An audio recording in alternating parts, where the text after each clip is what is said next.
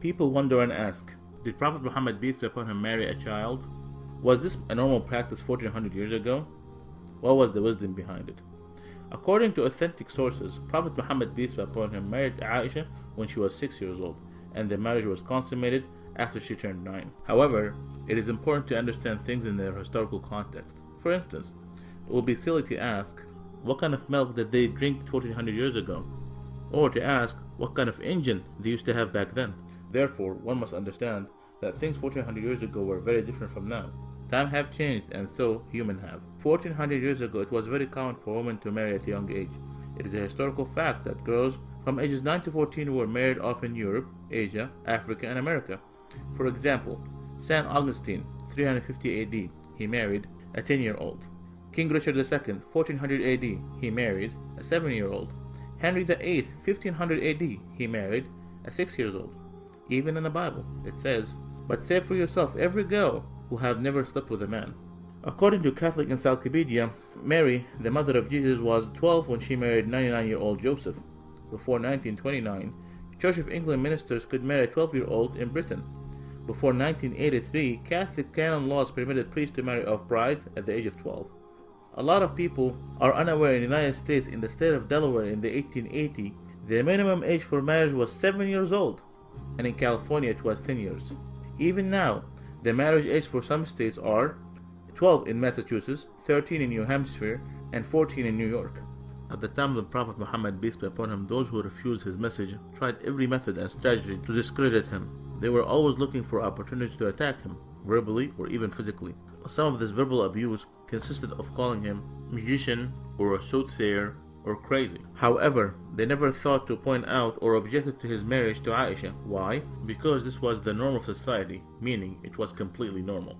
With that said, did you know that Prophet Muhammad, peace be upon him, he had only one wife, Khadija, throughout the first 54 years of his life? Did you know that she was a widow? Did you know that she was 15 years older than him? He, peace be upon him, spent his entire youth with her. He was committed to her until after her death by keeping ties with her friends. What about Aisha? Was she a child when she agreed to marry Prophet Muhammad, peace be upon him? First, it's important to note that it is strictly prohibited in Islam to marry someone before the age of puberty. Note, the age of puberty varies throughout different times and different places. According to scientific references, girls might enter full-blown puberty anytime between the ages of 9 and 15. Also, the average temperature of the country is considered to be the chief factor with regard to menstruation and sexual puberty. So, was Aisha a child? No, she was not.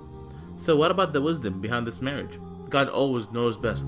The marriage of Aisha was an instruction from God. Aisha narrated to us more than 2200 hadiths or sayings of Prophet Muhammad, peace be upon him.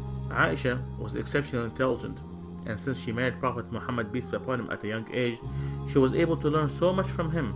She later played an important role as a teacher, expert, and interpreter of Islam. So, there was so much wisdom behind this marriage. For those who do not know Prophet Muhammad, peace be upon him, Prophet Muhammad, peace be upon him, did not come to seek worldly pleasures, but rather, he warned us against them. His companions described him as a man of morality and said he was shyer than a virgin in her seclusion. When the believers asked him an awkward question, he would cover his face out of shyness.